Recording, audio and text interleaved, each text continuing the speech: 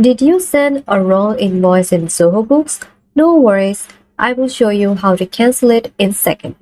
Hello everyone, welcome to my channel.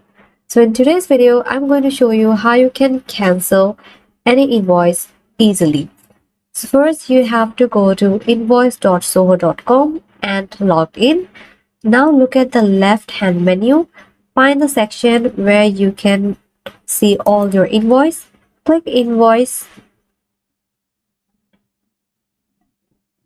and then there you will see all your full list. For this example, I'm going to cancel the first one.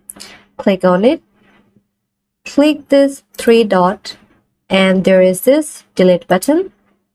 Click delete and it's going to proceed. I'm going to click proceed.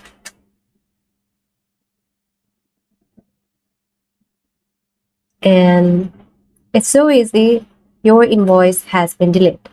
If you find this video helpful, don't forget to subscribe and see you in my next video.